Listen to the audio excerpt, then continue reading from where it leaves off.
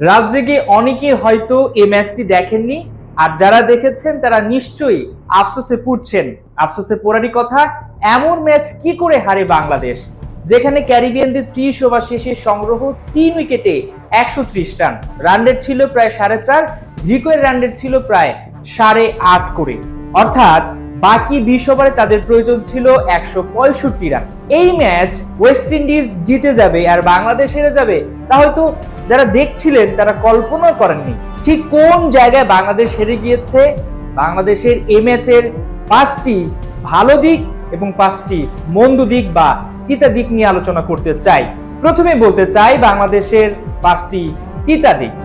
এই ম্যাচে বাংলাদেশ যে রান করেছে 294, ওয়েস্ট ইন্ডিজ এই রান টপকে জিতে যাবে তাহলে সেটি হতো রেকর্ড। সেই রেকর্ডটি করেছে ক্যারিবিয়ানরা, 295 রান তারা করে ফেলেছে 14 বল বাকি থাকতে 5 উইকেট হাতে রেখে বিশাল ব্যবধানে টাইগারদের হারিয়ে দিয়েছে। এখন কথা হলো ক্যারিবিয়ানরা ঠিক কোন জায়গাটায় এগিয়ে গিয়েছে আর বাংলাদেশ কোন জায়গাটায় পিছিয়ে গেছে, সেটাই যদি বলতে হয় সেটা হচ্ছে সবচেয়ে প্রথমে অনেক বেশি পরিমাণে কনফিডেন্স ছিল। হয়তো এই জায়গাটায় বাংলাদেশ পিছিয়ে পড়েছে যে ক্যারিবিয়ানরা হয়তো বা এত রান চেস করতে পারবে না, এবং প্রথম 30 ওভার অর্থাৎ যখন অধিকাংশ খেলা হয়ে যায় বা খেলার অর্ধেকটাই শেষ আমরা বলতে পারি, তখন পর্যন্ত বাংলাদেশ ম্যাচে ছিল। তাই একটা গা ছাড়া ভাব যদি আমরা বলে থাকি, সেই জায়গাটায় বোলাররা বেশ পিছিয়ে পড়ে, আর এই ফায়দাটাই তুলে নেয় ওয়েস্ট ইন্ডিজের ক্যাপ্টেন শাই হোপ এবং রাদারফোর্ড।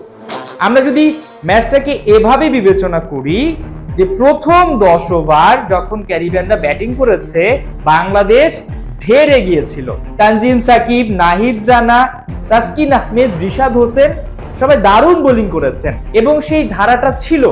27 রানে তাদের 2টি উইকেট যখন ফেলে দেওয়া হয়, তখন শাই হোপ বেশ চেষ্টা চালান কিভাবে আসলে ম্যাচে ফেরা যায়। তারা একে একে উইকেটে বল খাচ্ছিলেন, অনেক ডট বল দিয়ে চাপে পড়ছিলেন ঠিকই, কিন্তু ডট বল দিল তারা পার্টনারশিপ গড়ে ফেলেন। অর্থাৎ আস্তে আস্তে ক্যারিবিয়ানরা পার্টনারশিপ গড়ে ডট বল খেলে, আর টাইগার বোলাররা আস্তে আস্তে ভাবে হয়তোবা ম্যাচটা তাদের দিকে যাচ্ছে। কিন্তু এখানে একটা দেখার বিষয় হচ্ছে ক্যারিবিয়ানদের যে হাতের যে একটা পাওয়ার রয়েছে, তাদের যে একটা কনফিডেন্স রয়েছে, তাদের যে ভয় ডরহীন ক্রিকেট খেলার মানসিকতা রয়েছে, সেটা কিন্তু তাদেরকে অনেকাংশেই এগিয়ে দিয়েছে। শাই হোপের কথা বলতে হয়, তিনি ধীরে স্থির ভাবে খেলছিলেন, মন্থর ভাবে খেলছিলেন, অনেকগুলো ডট বল তিনি দিয়ে যাচ্ছিলেন এবং টাইগাররা ভেবে নিয়েছিল যে ওয়েস্ট ইন্ডিজ এই জায়গাটায় পিছিয়ে গেছে, তারা চাপে পড়েছে। কিন্তু না, এই জায়গাটা চাপ নয়, এখানটা একটা বড় কৌশল ছিল যে জুটি গড়া। 2টি উইকেট পড়ে যাওয়ার পর কিভাবে ব্যাটিং লাইন আপটাকে আরেকটু উঠানো যায়, খাদের কিনারা থেকে তোলা যায়, সে কাজটা শাই হোপ করে ফেলেছেন। এবং একটা সময় 3য় উইকেটে যখন পতন ঘটে, রাদারফোর্ড যখন আসেন, আমরা দেখতে পাই ম্যাচে তিনিও আসলে ডট বল দিচ্ছিলেন, ডট বল খেলছিলেন, এবং শাই হোপের কথা বলতে হয়, তিনিও ডট বল খেলছিলেন। অর্থাৎ এই যে খেলার মাঝখানে ওয়েস্ট ইন্ডিজের যে 2 ব্যাটার রাদারফোর্ড এবং শাই হোপ, তারা যে দীর্ঘ একটা সময় পার্টনারশিপ গড়ে ফেলে ডট বল খেলতে খেলতে খেলতে, যখন উইকেট সম্পর্কে তাদের ধারণা চলে আসে, তারা থিতু হয়ে যায়, তখন কিন্তু আর তারা ম্যাচটা থেকে ছিটকে পড়ে না। উল্টো এই জায়গাটায় বাংলাদেশের বোলাররা, আমি বলবো তাদের একটা গা ছাড়া ভাবের কারণে তারা ম্যাচ থেকে অনেকটা দূরে সরে গিয়েছে।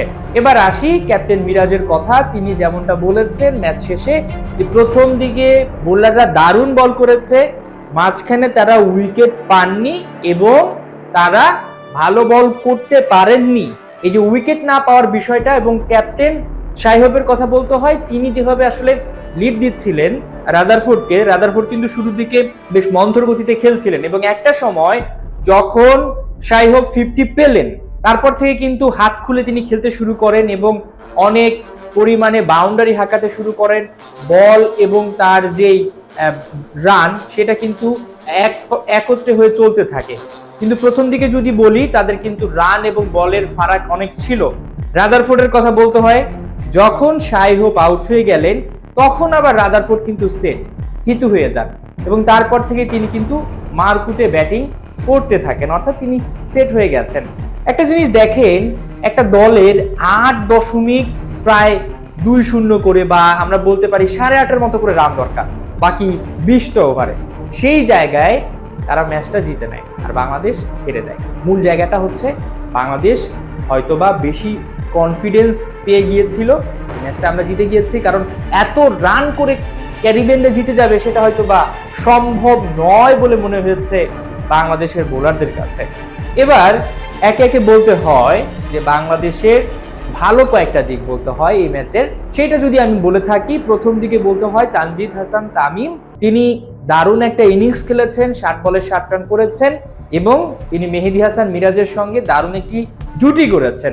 এই যে দেখেন, ক্যারিবিয়ানরা কিন্তু একটা জুটি গড়ে, সেটা হচ্ছে রাদারফোর্ড এবং শাই হোপ মাঝখানে, এবং বাংলাদেশে একই ব্যাপার, সেটা হচ্ছে মেহেদী হাসান মিরাজ এবং তানজিদ তামিম। দুটো দলই একই রকম ভাবে পার্টনারশিপ গড়ার কারণে শেষ পর্যন্ত গিয়ে বড় সংগ্রহ পায়। বাংলাদেশ একটা বড় সংগ্রহ পায়, ক্যারিবিয়ানও একটা বড় সংগ্রহটাকে টপকে যায়। সো প্রথম যদি আমি পজিটিভ ব্যাপার বলি, সেটা হচ্ছে তানজিদ তামিমের ভালো একটা ইনিংস উপহার দেয়া। সেকেন্ড যে ব্যাপারটা, সেটা হচ্ছে মেহেদী হাসান মিরাজ, তিনি একদম সামনে থেকে নেতৃত্ব দিয়েছেন। যখন পরপর উইকেট পড়ে যায় তখন তিনি তানজিদ তামিমকে নিয়ে এগিয়েছেন, ধীরে স্থির ভাবে ব্যাটিং করেছেন এবং এই উইকেটটা ব্যাটারদের স্বর্গ, সেটা আগে থেকেই জানা গিয়েছিল এবং সেখানে রান আসে, সেটাই হয়েছে। অর্থাৎ আমরা যদি বলে থাকি, দ্বিতীয় ভালো দিকটা হচ্ছে মেহেদী হাসান মিরাজ, তিনি টপ অর্ডারে ব্যাটিং করেছেন এবং তিনি রানও পেয়েছেন, ধীরস্থির ভাবে ব্যাটিং করলো, তিনি একটা পার্টনারশিপ গড়ে দলকে বড় সংগ্রহের ভিতটা গড়ে দিয়েছেন।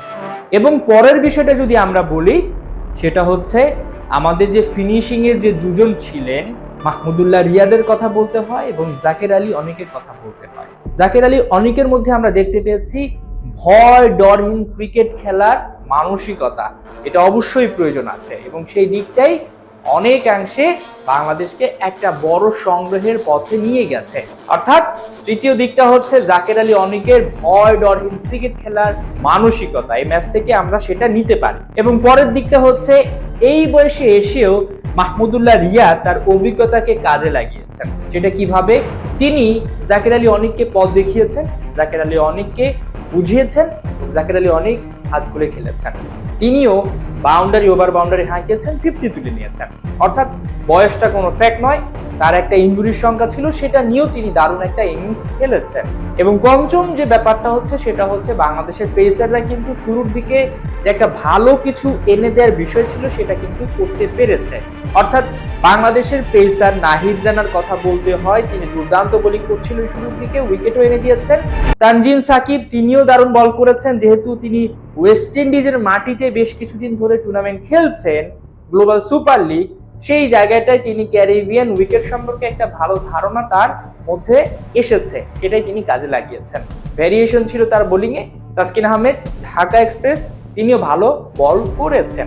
এবার আসি আমরা বাংলাদেশের কয়েকটা তিতা দিক নিয়ে কথা বলতে। নাম্বার 1 যদি বলে থাকি, সেটা হচ্ছে সেই ঘুরে ফিরে ওপেনিং এ আমাদের ব্যর্থতা। আমরা আসলে শুরুর দিকটা ভালো করতে পারছি না। সৌম্য সরকার গ্লোবাল সুপার লিগে দারুণ খেলেছেন, তারপরে তিনি ওয়ানডেটা ভালো করবেন সেটাই আশা ছিল, ভালোই খেলছিলেন, তবে ওই যে শুরুর দিকটা যে বড় একটা ইনিংস খেলতে হবে সেটা কিন্তু করতে পারেননি। এই জায়গাটায় বাংলাদেশ বরাবরই পিছিয়ে। দ্বিতীয় যে ব্যাপারটা বাংলাদেশের মন্দের দিক, সেটা যদি বলতে হয়, সেটা হচ্ছে লিটন কুমার দাস।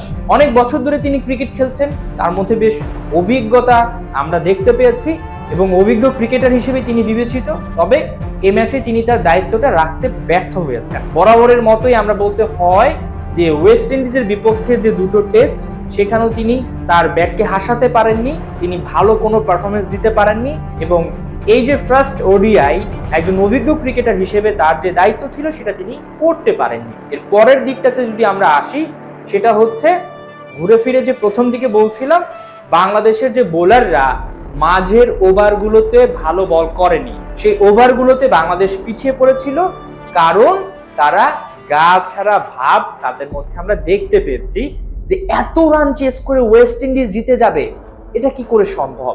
অনেক রান হয়ে গেছে, এই যে মন মানসিকতা, অর্থাৎ আমরা প্রায় 300 রান করে ফেলেছি, ক্যারিবিয়ানদের এখনো দরকার প্রায় 8 করে রান তুলতে হবে, সেই ম্যাচ ক্যারিবিয়ানরা জিতে যাবে। এই যে একটা মন মানসিকতা, এটাই বাংলাদেশকে পিছিয়ে দিয়েছে।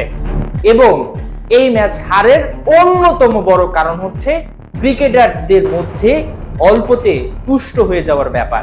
তাই এই ম্যাচ শেষে আমরা বলতে পারি এবং শিখতে পারি, ভালো এবং মন্দ দুটো বিষয় নিয়ে কথা বলেছি, বলতে পারি যে বাংলাদেশের ক্রিকেটারদের মধ্যে মানসিকতা চেঞ্জ করতে হবে। যদি সেটি করতে পারে তাহলে দ্বিতীয় ম্যাচে কামব্যাক করা সম্ভব এবং তাদের প্রিয় ফরম্যাটে, তাদের প্রিয় যে খেলার ধরনটা রয়েছে ওয়ানডে, সেটাতে সিরিজের সমতা ফেরানো সম্ভব। যেভাবে আমরা ওয়েস্ট ইন্ডিজের বিপক্ষে দ্বিতীয় টেস্টে এত অল্প রান করেও ম্যাচ জিতেছি, সেখানে প্রিয় ফরম্যাট ওডিআইতে বেশ ভালো একটি দল আমরা বলতে পারি, বেশ ব্যালেন্স একটা টিম। শুধু এখন প্রয়োজন পরিকল্পনা করে আগানো এবং ব্যাটারদের শুরুর দিকে যে টপ অর্ডার ব্যাটার রয়েছে তাদেরকে দায়িত্ব নিতে হবে। সৌম্য সরকারকে লম্বা ইনিংস খেলার মন মানসিকতা রাখতে হবে, লিটন কুমার দাসকে রানের খাতা খুলতে হবে এবং দিন শেষে খেলার মাঝখানে কোনো রকম গা ছেড়ে দেওয়া ভাব থাকা যাবে না। তাহলে হয়তো বাংলাদেশ এই ম্যাচটাতে কামব্যাক করতে পারবে। এই ছিল বাংলাদেশ এবং ওয়েস্ট ইন্ডিজের সেন্ট কিটসের প্রথম ম্যাচের বিশ্লেষণ। আপনাদের সঙ্গে ছিলাম আমি মাহমুদুল হাসান সজীব। আপনারা সবাই খেলার যুগের সাথেই থাকুন।